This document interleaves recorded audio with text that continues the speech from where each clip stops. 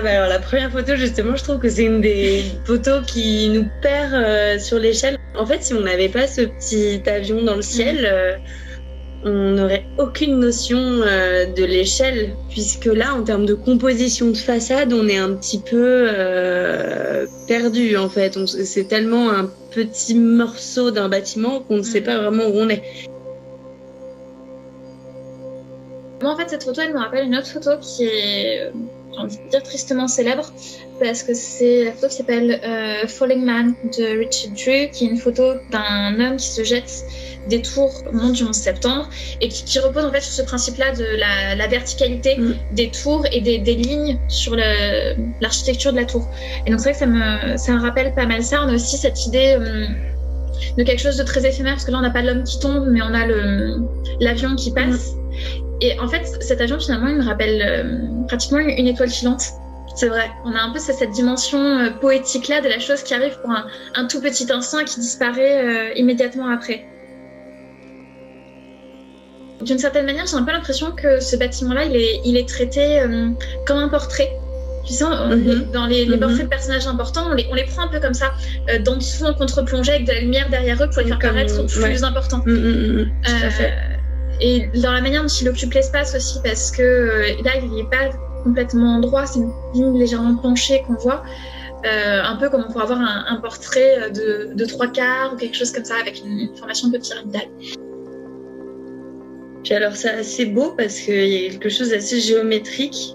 Si on poursuit le trait de la traînée de l'avion, bah, ça dessinerait presque un carré, j'ai l'impression, avec l'arête supérieure du bâtiment. Donc c'est hyper composé, quoi. Et le ciel est traité avec un grain qui le rend presque... qui fait que le ciel devient une texture, en fait. Oui. À part entière. Comme et si plus juste du béton lisse. C'est plus juste derrière, on a l'impression que c'est une texture qui fait partie de la composition. Oui, tout à fait. Alors celle-ci, je trouve que c'est vraiment l'une de celles qui sont les plus déconcertantes. Moi, j'ai trouvé qu'il fallait vraiment un temps assez long pour comprendre ce qu'on voit. Je me suis demandé aussi, mais alors moi, tu vois, en tant qu'architecte, c'est une de celles qui m'a le plus parlé parce que tout de suite, je vois la composition de façade, quoi. Donc, et tout de suite, je vois que c'est un espace habité, contrairement à d'autres photos où on se détache de la notion de lieu habitable, en fait. Alors c'est marrant parce que moi justement je la voyais comme complètement, presque complètement abstrait. J'ai mis vraiment longtemps à identifier les fenêtres. J'ai l'impression que c'est plutôt un jeu de miroir en fait.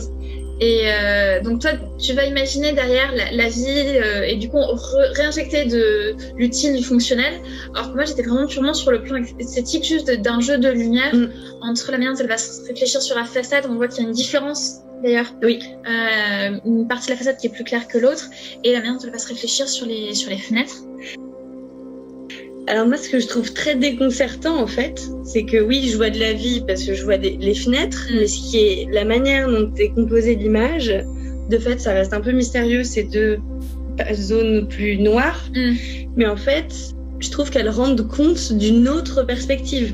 On aurait envie que les fenêtres soient dans l'autre sens, tu vois, parce que on a l'impression.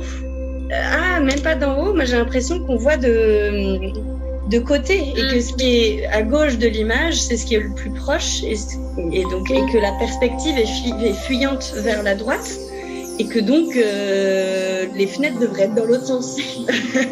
Et je sais, c'est ça qui me trouble, moi, c'est que ça me donne une espèce d'impression de pas savoir comment lire l'image, de quel côté il faut se mettre, et qu'il y a de toute façon quelque chose qui bug, quoi, qui fait que l'œil s'interroge, quoi.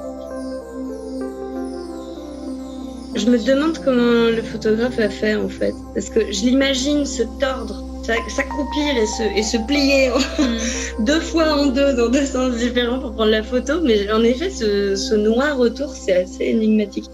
Je pense que c'est dommage en fait que l'exposition n'ait pas lieu en physique pour qu'on puisse pas voir les gens se tortiller dans tous les sens. Oui, parce que nous, on se tortille. Oui, nous, nous tortillons.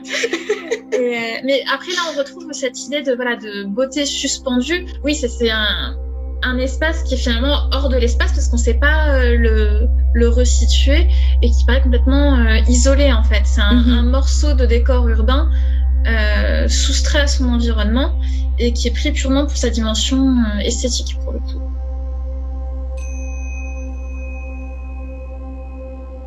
Celle-ci aussi, elle a quelque chose de déconcertant. Je pense que cette grande part d'ombre là est quand même surprenante. En fait, on ne distingue pas immédiatement le bâtiment. Il me semble que ce qu'on voit, ce qui s'impose, c'est plutôt la forme qui est découpée par le contraste entre la façade entièrement noire et la lumière de la rue. Et finalement, de manière un peu presque ironique, je trouve que ça a une forme pratiquement de trou de serrure. Tout à fait. Et ça nous invite un peu à regarder par le trou de la serrure une sorte d'univers parallèle. Et en même temps, on voit aussi, on pourrait imaginer qu'on est dans le fond d'une chambre et que Ah oui, ce serait la porte ouverte. Que c'est la porte ouverte qui vient de s'ouvrir comme... On pourrait s'imaginer dans un film un petit peu de Tim Burton. Je sais pas si tu vois le premier court-métrage qu'il a fait, où il y a un petit garçon qui est comme ça dans le fond de sa chambre et qui a peur de tout un tas de monstres. Et il y a cette porte qui s'ouvre et qui est une ombre portée immense. Et du coup, il y a, je sais pas, un petit animal qui arrive, mais qui paraît comme un monstre dans l'ombre au sol, quoi. Oui, ça, il y a une perspective. Enfin, il y a quelque chose qui rappelle un univers enfantin. En fait, toute cette série-là, j'ai un peu l'impression qu'on se retrouve avec Lewis Carroll et qu'on passe avec Alice de l'autre côté du miroir. Oui. Je trouve qu'il y a une esthétique alicienne, dirons-nous. Carolienne. Ou carolienne, qui serait plus juste peut-être. Mais on retrouve cet univers à la fois semblable au nôtre, mais étrange, et une étrangeté qui est à la fois divertissante, saisissante, parfois un peu effrayante aussi. Et alors, pour le coup, je trouve que cette photo-là, on est sorti de l'architecture, quoi. C'est finalement plus qu'un support, mais c'est plus le sujet. Oui, et puis, autant il y a certaines photos de la série qui dessinent des lignes qui t'emmènent vers la lumière. Là, on se sent plutôt écrasé par l'ombre. Il y a quelque chose, en effet, d'assez perturbant et angoissant.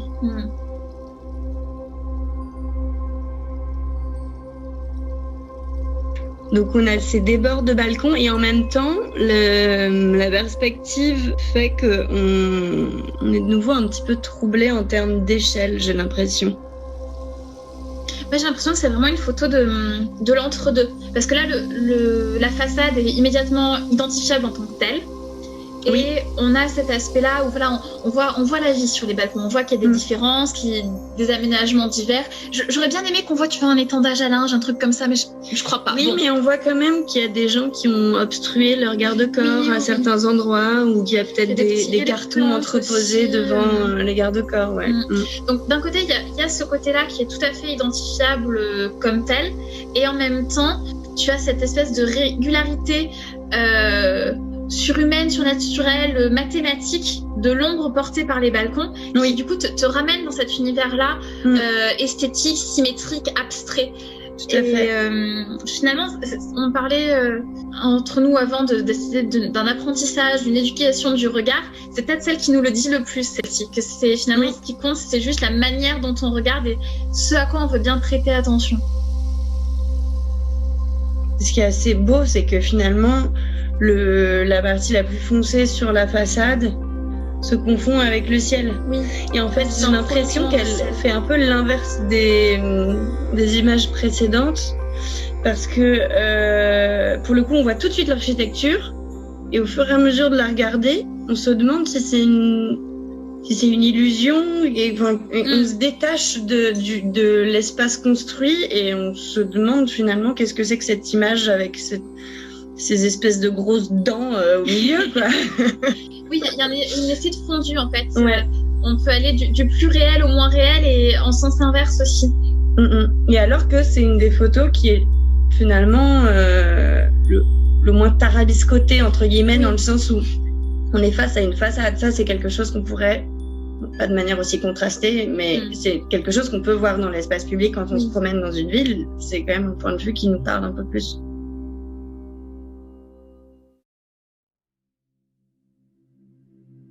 Alors pour le coup, on parlait de point de vue habituel. En fait, oui et non, parce que d'un côté, c'est le genre de choses qu'on peut voir. Ce qui est intéressant, c'est qu'on a l'habitude de voir les bâtiments présentés souvent de loin, de manière à ce qu'on les voit en entier, j'ai envie de dire de plein pied, je sais pas si c'est exactement le bon terme, mais voilà, sans cette perspective déformée, alors que là, ils sont toujours pris depuis pratiquement le pied de l'immeuble, la rue juste en dessous. Donc, c'est des photos qui sont prises toujours en levant la tête. Là, ce qui est intéressant, c'est que donc on a finalement cette prise de vue, on va dire naturelle, mais qui va aboutir à un résultat qui est pas du tout naturel, une perspective qui est renversée, parce que finalement le toit de l'immeuble s'apparente ici à une paroi, mais cette espèce de renversement de la manière dont c'est présenté. Et l'horizontalité devient verticalité et vice versa. Je trouve ça étrange parce qu'en fait, à force de la regarder, j'ai l'impression que cette photo pourrait être... Comme tous les stores sont fermés, on pourrait de nouveau penser que la façade, elle est prise dans le bon sens. Et finalement, ce qui nous indique directement, qui fait qu'on sait que la perspective est retournée de 90 degrés, c'est les coulures sur la façade. Les traces d'humidité. C'est ça qui est étonnant, alors que finalement, ça pourrait être dans l'autre sens. Elle est troublante finalement, cette image. Et alors là, je fais mon architecte 2 secondes, mais c'est en termes de composition de façade, c'est pas ce qu'on fait de mieux. mais au niveau composition photographique, c'est vrai que c'est assez troublant, quoi.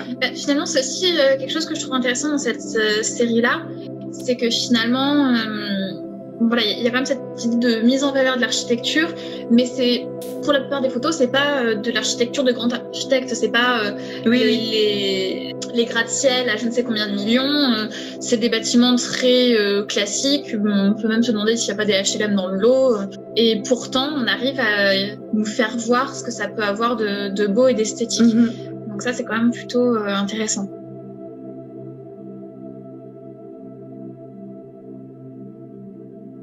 Je pense que celle-ci, c'est peut-être une de mes préférées de la série. Là, on a vraiment le parti pris de prendre l'immeuble vraiment de tout en bas. Et je sais pas, je trouve qu'en fait, cette image-là, ça fait partie peut-être de celles qui sont les plus abstraites, même si les détails des volets finalement te raccrochent au réel, la fissure sur le mur aussi, sur le bas de l'image. De nouveau, les petites coulures. Voilà, les petites coulures, les petites fissures. Mais quand tu t'attaches pas trop aux détails, je trouve que voilà, c'est l'une des plus abstraites et elle donne une impression. Le regard en fait part dans une espèce de, je veux dire, d'ascension glorieuse. Oui. Et on va vers la lumière tout en haut. Et là, on a quelque chose d'assez magique parce que tout à l'heure, on se sentait écrasé par la perspective. Et là, au contraire, cette verticalité radicale devient une sorte de pente douce qui nous amène doucement vers la lumière. Et voilà, on grimpe la façade avec le regard et on va finalement toucher le ciel, si vous me permettez la pointe de lyrisme. Moi, c'est sur cette photo-là, quand je l'ai vue pour la première fois, que je me suis demandé, mais en fait, est-ce que les ciels, ils sont vrais derrière ? Ou est-ce que... Parce qu'il y a cette espèce de liseré d'ombre, hein, finalement, mais qui fait qu'on se dit, mais c'est pas possible, le photographe, il a fait un collage, là. Oui, puis c'est vrai que finalement, quand on regarde, tu parlais du grain tout à l'heure, le grain du ciel est à peu près le même que celui du crépi. Ouais, du crépi, sur le côté. Ouais, elle est assez déconcertante, celle-ci. Même les volets, moi, je trouve que ça nous ramène pas forcément à de l'architecture. Hein. J'ai l'impression que... Ben, un peu, ouais. Ou une entrée vers une porte pour aller vers un nouveau monde. Il y a Narnia de l'autre côté. Ah ben voilà, c'est ça. On a fait Alice, voilà.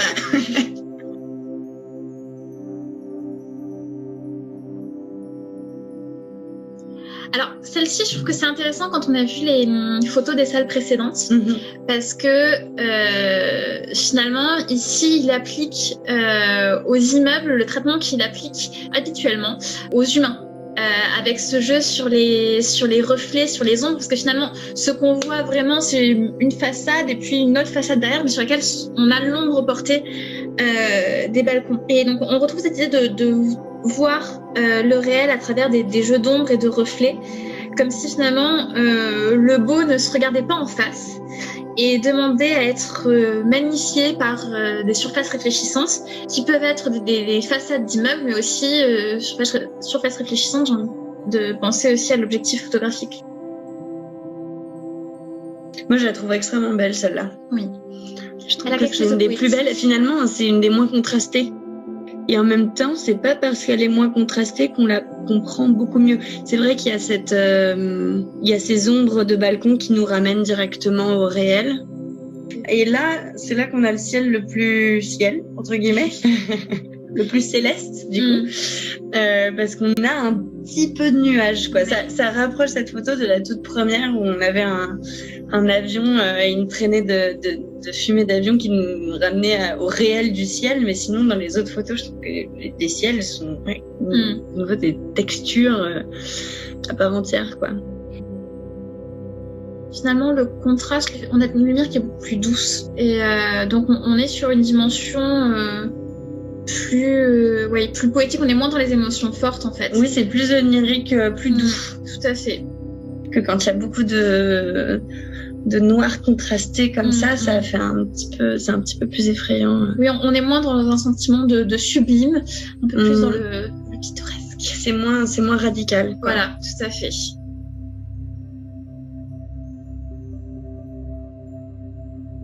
Là aussi, on est quand même dans cette dimension-là. Alors, on a de nouveau cette espèce de renversement où la verticalité devient presque une horizontalité. On a cette espèce de ligne de fuite tout en lumière sur le ciel très noir. En fait, on aurait presque envie de sauter de balcon en balcon. Oui, tout à fait. Ce qui est étonnant, c'est que justement le calpinage apparaît comme étant une composition de façade à part entière, en fait. Et on a même l'impression que ça se réapparente à des cellules d'appartement. J'ai l'impression. Mais une fois encore, l'œil est troublé en termes d'échelle, quoi. Et puis finalement, avec ce côté très géométrique, on retrouve encore un univers un peu enfantin. Genre, j'ai envie de dire quelque chose un peu bête, mais le fait qu'on ait des différences de couleurs sur les différentes dalles de la façade, ça me rappelle une version noir et blanc de la robe d'Elmer, l'éléphant multicolore. Donc on retrouve finalement cette espèce de retour aux sources sur vraiment les lignes, les formes géométriques. Ça éveille quelque chose ici d'enfantin, il me semble. Mais on a un petit élément en façade là-haut qui sort. Est-ce que c'est une jardinière ou quelque chose? Il se passe quelque chose. Il y a peut-être un peu de vie là-bas. Qui fait qu'on n'est plus tellement dans quelque chose de seulement purement géométrique. Et finalement, j'ai l'impression que il s'amuse un petit peu à toujours laisser un petit élément de vie ou un petit élément quoi qui fait qu'on sort de la géométrie pure. C'est ça, c'est vrai qu'il nous invite par les lumières à aller vers quelque chose de plus abstrait, mais finalement il y a toujours des choses, des détails, même regarde au premier plan, oui, les espèces de vis, les accrochages. Donc on a toujours des choses qui reviennent, qui nous ramènent, qui nous raccrochent à du plus réel, figuratif, ce qu'on voudra. Et c'est vraiment cette idée de nous maintenir sur la ligne, c'est un jeu d'équilibrisme.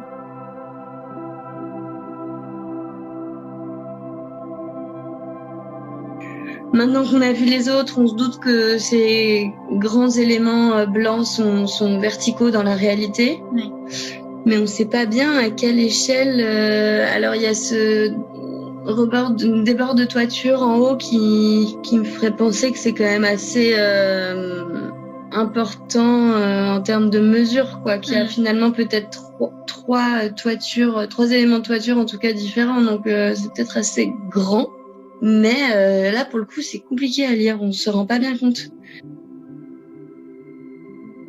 Alors après, c'est intéressant parce que là, c'est le grain du béton qui est plus mis en avant. Oui. Et en fait, je trouve que ça lui donne quelque chose de presque... Le fait d'être très noir comme ça, avec ce grain-là, quelque chose de presque organique. Un peu de la mousse, de la pelouse, quelque chose comme ça. Et ça nous invite vraiment à le considérer autrement.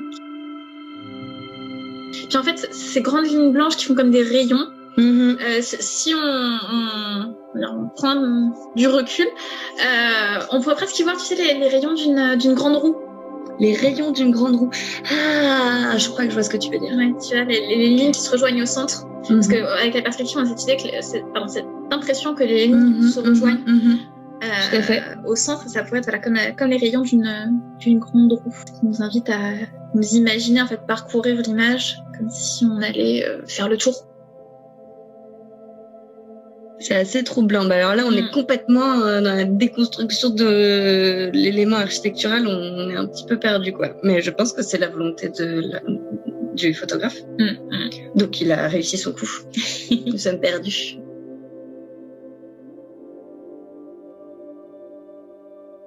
Mais, du coup, en fait, j'étais un peu... j'ai l'impression que ça faisait appel à des héritages architecturaux divers. C'est vrai que ces espèces de triangles-là, ça me rappelle quelque chose de très contemporain, le musée des Confluences, en fait. Ça me rappelle ça. Mais, tout bien considéré, je pense que ce sont des toits, mais vu une photo qui aurait été retournée. Ah, peut-être même des sheds industriels, ouais. Alors moi, je m'étais demandé, mais c'est marrant que tu parles de Confluence parce que je m'étais demandé si c'était pas...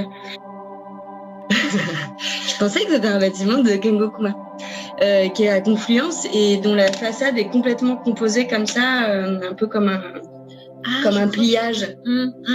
Mais c'est vrai qu'à y voir de plus près, ça pourrait aussi ressembler. Je vois peut-être ce que tu veux dire, des toitures de bâtiments industriels, quoi. Bon, on sait pas ce que c'est. On sent à la fois que c'est, voilà, on identifie du bâti, même si on sait pas trop sous quelle forme. Mais il y a aussi, je trouve que ça évoque beaucoup la sculpture contemporaine, en fait. Tout à fait. Autant sur d'autres images, on était vraiment plutôt sur des évocations de peinture abstraite. Autant là, on est vraiment sur de la sculpture, il me semble.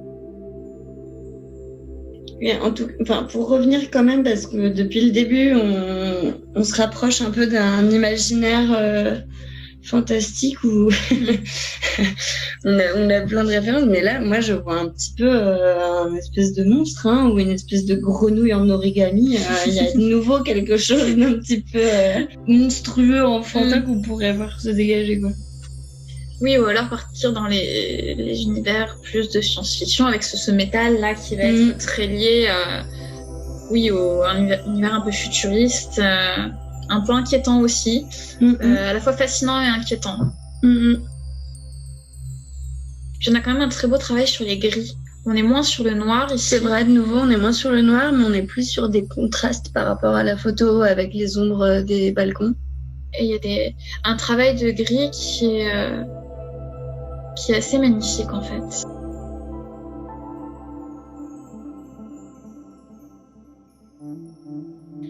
Alors, je trouve que c'est pas mal que ce soit la dernière de la série, qu'on finit un peu en apothéose avec celle-ci. Parce qu'on a cette espèce de flèche, oui, ou de proue, qui est découpée par cette espèce de rebord noir avec la lumière qui est vraiment concentrée au bout de la pointe.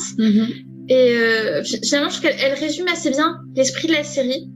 Qu'on en a une forme d'émergence, là. On a une espèce d'épiphanie de bâtiment. Et en fait, j'ai pas forcément beaucoup de choses à dire dessus, mais je trouve qu'en fait, elle est relativement parfaite comme image. Et c'est une idée de la perfection de la symétrie, parfaitement balancée, parfaitement équilibrée.